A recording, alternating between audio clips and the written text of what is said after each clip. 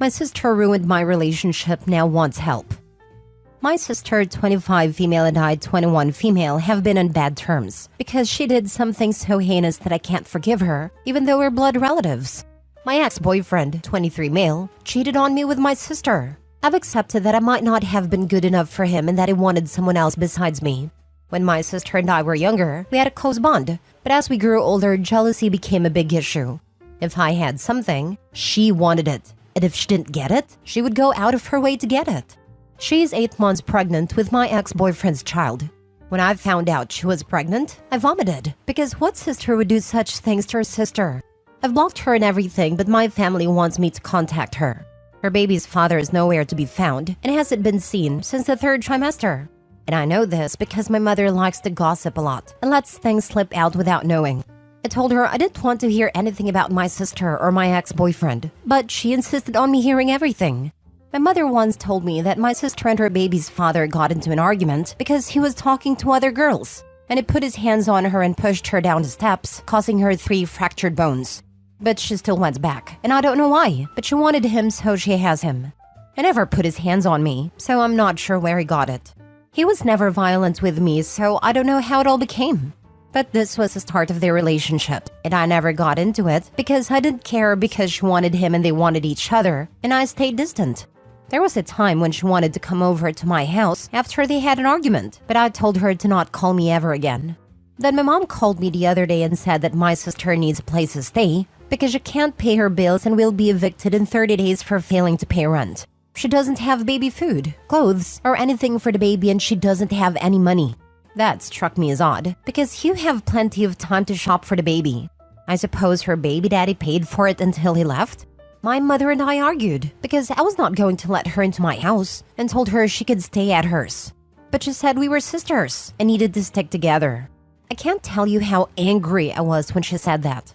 I hung up on my mother because I couldn't believe what she was saying. So when I was depressed and suffering from mental health issues as a result of my boyfriend's cheating, did anyone come to my aid? No. Instead, they consoled my sister. What irritated me even more was that my mother gave my sister my new phone number, and I kept getting messages, calls, and voicemails from her asking for my assistance.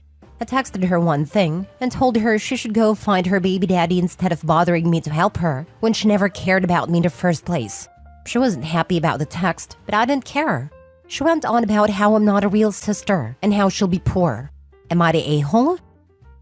Now for the top comments. Well, she is not a real sister since she decided it is a good idea to sleep with your boyfriend.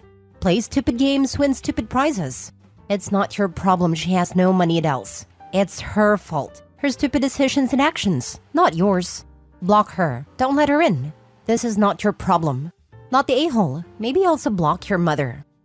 My sister just became a single mom, and all of a sudden, it's important to support family according to my mother. No. They had 10 years to fix their act. I'm not breaking no contact because she needs money and surrogate daddy. Not the a-hole. She should consider placing the child for adoption if she is having that much difficulty. You're not accountable for it. Correct. But if we are being honest, the sister bond was broken the moment the sister betrayed Opie. If Opie's mom is so concerned about her poor pregnant mistress of a daughter, then she needs to open her own front door, instead of her gaslighting mouth, and welcome her child and soon-to-be grandchild into her home with open arms. 'Cause nope. Change your phone number again and don't give it to your mom. If you need to call your mom, you can create a Google Voice number to call her from so she doesn't have your direct number. Next story. Am I the a-hole for keeping the money my parents gave me to travel to see them because my brother was there? My brother was abusive to me growing up, in every way you are imagining. My parents covered for him and sent me away to live with family so they could take care of him rather than sending him to jail. I have not seen them or spoken to them in 10 years. That's the way I like it. My father is taken ill and he wanted to make amends. He wanted me to come see him. I said no. I did not have the time or money to take time away from my job. But my parents offered to pay for my trip and to make up for the money I will miss out on since I have no PTO. So I agreed, on one condition, that I did not want to see my brother at all. If he was there, I was leaving. He was there. I left. I had already made arrangements with a friend in that city just in case. It is a friend from university whom my parents don't know. I also blocked them on my phone. I spent the week enjoying my hometown and seeing friends and family, and then went back home. My parents thought the best way to handle it was to call me out on social media for taking their money to come see my dying father, then spending the time having fun. I did not see any of it since I was enjoying my life. But when I got to the airport, I did check my Facebook, and there were the posts and comments from their friends and family who did not know the story. So I replied that I had indeed accepted their money to come see my father, and the only requirement I had was that my piece of trash brother not be anywhere near me. I explained why I did not want him near me. I explained why he should be in jail. I explained that I was not involved in their lives because they got rid of me to defend him. This has started a massive fight with my parents and their friends and relatives. Mostly about them not telling people all the particulars about my brother and allowing him near children. And people saying that I should not air dirty laundry and that my father was dying and I was adding to his stress. I kept the money because I needed it, and I went like I agreed. Not the a-hole. I agreed on one condition. I did not want to see my brother at all. If he was there, I was leaving. This is called a healthy boundary. Bravo for setting it correctly and enforcing consequences when the boundary was broken. You're already no contact with them. Who cares what they say in social media? Plus, people are telling OP not to air dirty laundry when the parents did it first. Funny how it's okay in one instance but not in OP's. I agree. OP should clearly state to those people that she didn't air the dirty laundry and a trauma of 10 plus years ago until her parents used Facebook to try to shame her and she was forced to defend herself. Call out every victim shamer and then move on. OP sounds amazing. Not the a-hole. You gave them one condition and your father, 1, was the one who wanted to make amends. 2, didn't keep his part of the promise, so he cannot cry about the money. 3, he tried to expose you on social media. Not your problem he gets caught lying about what really happened since they took the initiative to make it public. 4, Funny wasn't thinking of being stressed or dying while trying to call you out on Facebook. To be fair, I'm pretty sure it was my mom posting. My father isn't big on social media, but she knew the deal. Still, she posted about a private situation to make you look bad, which took the private off the whole thing and could have an impact on your father's health as well if it keeps escalating into a live argument without social media. Consequences. Next story. Am I the a-hole for leaving my stepdaughter's birthday party after my husband threw out the cake I made for her? I have been married to my husband Jeff for a year now. He has a daughter at 12 with his deceased wife. When I first met Jeff, it was obvious that he was struggling as a single parent. For my stepdaughter's birthday, he'd usually get a cake from the bakery. This has been the case since her mom passed away. I thought I'd bake her a birthday cake for her 12th birthday that was last week, as a gesture to show some motherly love and support. Jeff agreed, and he told me what his daughter's favorite flavors are and what she likes and so on. I baked the cake in the flavor she likes and the icing she likes. But one thing was missing, and that is the blueberries. And I couldn't include them because I went to the nearest store and they didn't have them. I was running out of time and couldn't get them, so I ended up just leaving the cake as it, thinking it wouldn't be a big deal. The party started, and Jeff was busy taking care of everything else. He then came into the kitchen and asked to see the cake before bringing it out. I showed it to him, and he got so angry when he saw that there were no blueberries on top. He went on and on about how I didn't fully commit to making the cake, and that he'd trusted me to take care of it, and just basically saying that he should have just ordered one from the bakery. We got into an argument and he ended up taking it and throwing it in a trash can. I was stunned as he said, "You know what? Forget it. I'll get one from the bakery." I blew up and screamed at him. He told me to stop, but I went upstairs, got dressed, and left. He tried getting me to stay, but I refused and went to my parents. He later called and then texted about how I overreacted and hurt him and my stepdaughter by leaving. Also said that I created this situation by not properly making the birthday cake, just because I didn't put blueberries on top. I refused to respond, but my parents say he was justified, since he must have felt pressured from the stress of making his daughter happy on her birthday. He keeps trying to speak to me, but I don't respond. Am I the a-hole?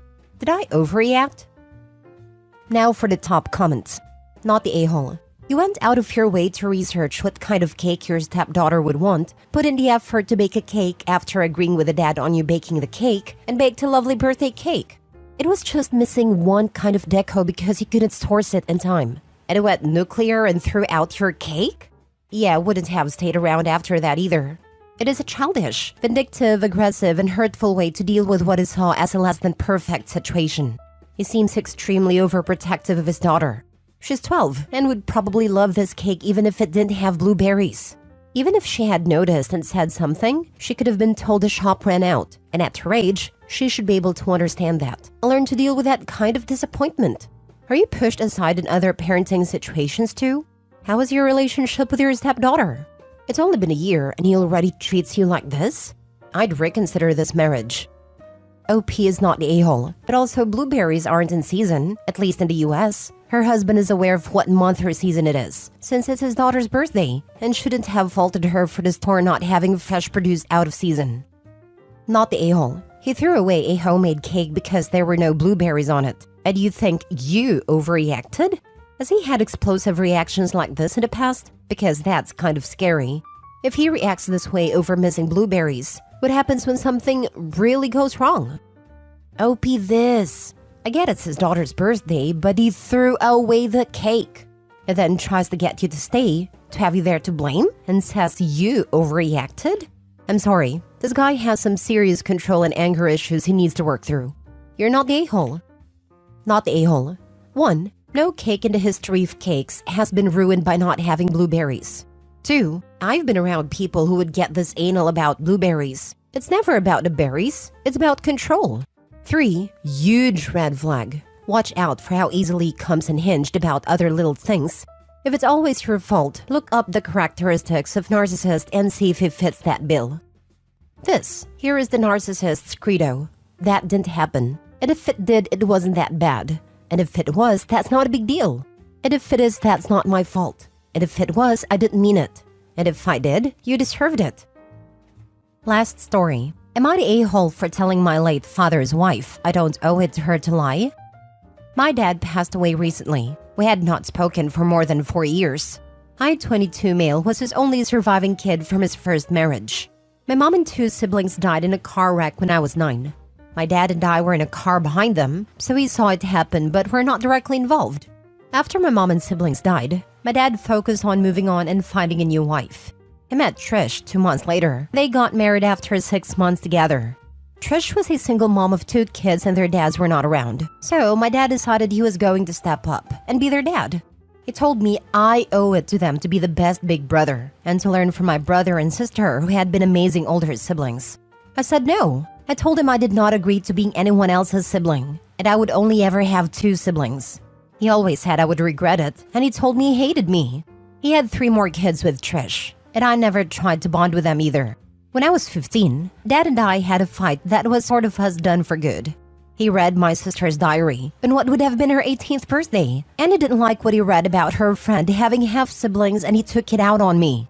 After that, it was agreed I should live with my aunt and uncle. But Dad would still call sometimes, asking me to regret my lack of interest. Trish is the one who told me he died. She sent me the obituary via social media. I did not go to the funeral, but I did see her at my uncle's house. I left once they arrived because I was only there for my uncle. She tracked me down a couple of weeks later and told me her kids were asking about me, and she said I needed to speak to them and to try and be their older brother. I refused to do it. She told me I need to tell them I regret my actions and miss them and Dad, and want to be part of the family, and that I owe her that much after making life harder when I left, and leaving her with young kids who wanted to know why their brother wasn't around. I told her I don't owe it to her to lie and say something I don't mean. I also told her to leave me alone. She yelled, and I walked away from her. She then contacted me on social media again, telling me I should be ashamed for treating my dad's widow that way, and that I do owe her. I blocked her, but she attempted to reach out via my uncle then. She's clearly very angry. Am I the a-hole? Not the a-hole for not bonding or following her wish to try again, but please get the therapy. Your dad apparently neglected to get you back when your family died, so you can process that loss. The adults in your life really failed you back then. I started going to therapy last year. My therapist was shocked. It was my first time after hearing about the incident. Geez, the car accident alone would have been enough for almost anyone to sign their kid up for therapy. Never mind the garbage that followed. You would think, but no. Not the a-hole. Your dad did you a massive disservice by finding a replacement family so soon. This did not allow you any time to grieve properly. Your feelings, or lack thereof, are no one's concern but your own. She most likely wants you to be their older brother, so you can babysit them all the time. Yep, she doesn't care about OP or his relationship with her kids. She just wants babysitting and probably will start asking for monetary help. She and OP's dad treated OP terribly. Not the a-hole. Your father chose to put himself over you when your mother and siblings tragically died. Rather than wait an appropriate amount of time and go through the pain of it all with you, he instead sought comfort elsewhere. He made it clear you weren't ready for that. He forced something uncomfortable on you and then emotionally abused you. It then sounds like he physically or at least emotionally mistreated you again due to the content of your deceased sister's diary. You owe Trish and her children nothing whatsoever. Those were her choices that she has to live with. They're strangers to you.